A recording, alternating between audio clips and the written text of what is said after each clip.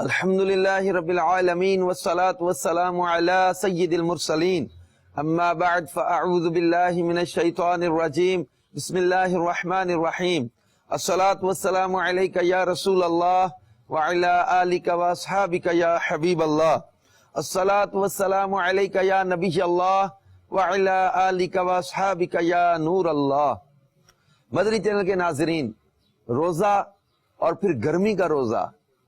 کیا ہی بات ہے ان روزہ داروں کی جو گرمی میں روزہ رکھتے ہیں۔ نفلی روزے کے بھی بڑے فضائل ہیں، اور پھر ماہ رمضان کا روزہ تو فرض ہے، تو اس کی تو کیا ہی شان ہے۔ گرمی میں روزے رکھنے والوں کے لیے ایک بڑی پیاری روایت بیان کی جاتی ہے کہ حضرت سیدنا عبداللہ ابن عباس رضی اللہ تعالی عنہما فرماتے ہیں کہ سرکار مدینہ صلی اللہ علیہ وآلہ وسلم نے حضرت سیدنا ابو موسیٰ رضی اللہ تعالی عنہ کو ایک سمندری جہاد میں بھیجا۔ ایک اندھیری رات میں جب کشتی کے بادبان اٹھا دیے گئے تو حاطف غیب سے ایک آواز آئی، اے سفینہ والو رکو، میں تمہیں بتاؤں کہ اللہ پاک نے اپنے ذمہ کرم پر کیا لیا ہے۔ حضرت سیدنا ابو موسیٰ اشعری رضی اللہ تعالی عنہ نے جواب دیا، اگر تم بتا سکتے ہو تو ضرور بتاؤ۔ اس نے کہا، اللہ پاک نے اپنے ذمہ کرم پر لیا ہے کہ جو شدید گرمی کے دن اپنے آپ کو اللہ کے لیے پیاسا رکھے گا، اللہ پاک اسے سخت پیاس والے دن یعنی قیامت میں سیراب فرمائے گا۔ امام ابو بکر عبداللہ المعروف ابن ابی دنیا کتاب الجو میں فرماتے ہیں کہ اس دن کے بعد حضرت سیدنا ابو موسیٰ رضی اللہ تعالیٰ عنہ خاص ایسے شدید گرمی والے دن بھی روزہ رکھا کرتے کہ اتنی گرمی ہوتی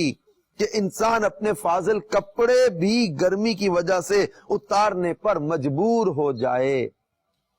یعنی حضرت ابو موسیٰ اشعری رضی اللہ تعالیٰ عنہ نے اس گرمی والے روزے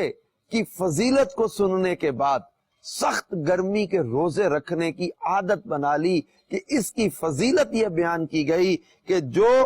سخت گرمی والے دن اپنے آپ کو اللہ پاک کے لیے پیاسا رکھے، یعنی روزہ دار اپنے رب کے لیے پیاس برداشت کر رہا ہوتا ہے، روزہ دار اپنے اللہ کے لیے بھوک برداشت کر رہا ہوتا ہے، روزہ دار اپنے رب کی رضا کے لیے روزہ رکھے ہوئے ہوتا ہے، تو اب اللہ پاک نے اپنے ذمہ کرم پر لیا ہے کہ اسے قیامت میں سیراب کرے گا۔ یعنی یوں روزہ داروں کے لیے وہ شراب طہور ہے، روزہ داروں کے لیے اللہ کی جزا، اللہ کی رضا ہے، روزہ داروں کے لیے اللہ تبارک و تعالی کی خوشنودی ہے۔ روزہ دار کے لیے تو یہاں تک بشارت دی ہے کہ روزہ میرے لیے ہے اور میں ہی اس کی جزا ہوں۔ روزہ داروں کو اللہ تبارک و تعالی یہ جنت کا وہ دروازہ عطا کرے گا جس میں صرف روزہ دار ہی داخل ہوں گے۔ کیسی شان ہے روزہ داروں کی کہ خاص باب الریان ان کے لیے تیار کیا گیا ہے کہ جو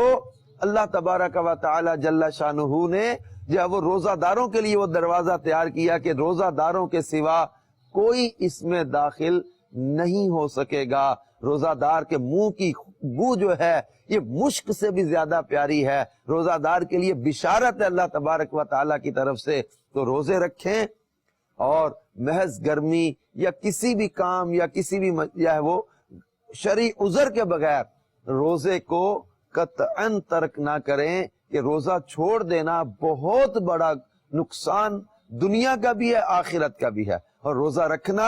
دنیا کے بھی فوائد، طبی فوائد بھی ہیں اور اللہ پاک کی رضا کا ذریعہ بھی ہے۔ صلو علی الحبیب صلی اللہ تعالی علی محمد صلی اللہ علیہ وآلہ وسلم۔